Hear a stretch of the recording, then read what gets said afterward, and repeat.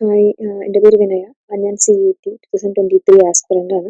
ഞാൻ +1 +2 ഹ്യൂമാനിറ്റീസ് ആയിരുന്നു. എൻ്റെ എയിം DUയിൽ പൊളിറ്റിക്കൽ സയൻസ് അല്ലെങ്കിൽ സോഷ്യോളജി കിട്ടാനാണ്. അപ്പോൾ ഞാൻ പ്രൊപ്പൈസിൽ ഫുൾ പാക്കേജാണ് വാങ്ങിച്ചത്. പക്ഷേ ഞാൻ മെയിനായിട്ട് ഫോക്കസ് ചെയ്തിരുന്നത് ഡൊമെയിൻസും പിന്നെ ഇംഗ്ലീഷുമാണ്.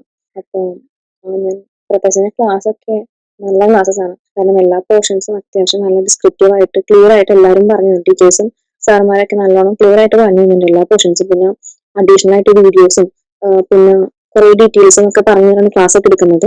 അപ്പൊ അതൊക്കെ ഭയങ്കര യൂസ്ഫുൾ ആയിരുന്നു. നല്ല ഡിസ്ക്രിപ്റ്റീവ് ആയിട്ടുള്ള ക്ലാസ്സുകളായിരുന്നു എല്ലാവരും. പിന്നെ എല്ലാ ക്ലാസ്സിനും നോട്ട്സ് ഉണ്ട്. അതേപോലെ തന്നെ നോട്ട്സും എല്ലാ പോയിന്റും ടച്ച് ചെയ്ത് പോകുന്ന എല്ലാം നല്ല നോട്ട്സ് ആണ് എല്ലാത്തിൻ്റെയും. പിന്നെ ടെസ്റ്റും അടിപൊളിയാണ് എല്ലാത്തിൻ്റെയും. സോഷ്യോളജിയും ഹിസ്റ്ററിയും ചാപ്റ്റർ വൈസ് ടെസ്റ്റ് ഉണ്ട് എല്ലാത്തിനും. പക്ഷേ പൊളിറ്റിക്കൽ സയൻസ് ഓരോ സെക്ഷൻ കഴിയുമ്പോഴാണ് വന്നത്. അതായത് 2 സെക്ഷൻ ഉണ്ട് പൊളിറ്റിക്കൽ സയൻസിൽ, കണ്ടംപററി വേൾഡും പിന്നെ ഇന്ത്യൻ പൊളിറ്റിക്സും. അപ്പോൾ ആ 2 സെക്ഷൻ കഴിയുമ്പോഴാണ് ടെസ്റ്റ് വന്നത്. അപ്പോൾ അത് ചാപ്റ്റർ വൈസ് ഉണ്ടായിരുന്നെങ്കിൽ കുറച്ചും കൂടി നല്ലതായിരുന്നാണ്. കുറച്ചും കൂടി വരുന്ന കുട്ടികൾക്ക് കുറച്ചും കൂടി ഉപകാരപ്പെട്ടാണ്. മെന്റേഴ്സൊക്കെ നല്ല ഫ്രണ്ട്ലിയാണ്. അതായത് എനിക്ക് എല്ലാ ഡൗട്ടും എപ്പോൾ വേണമെങ്കിലും ചോദിക്കാൻ പറ്റുന്ന മെന്റേഴ്സാണ് ഉള്ളത്.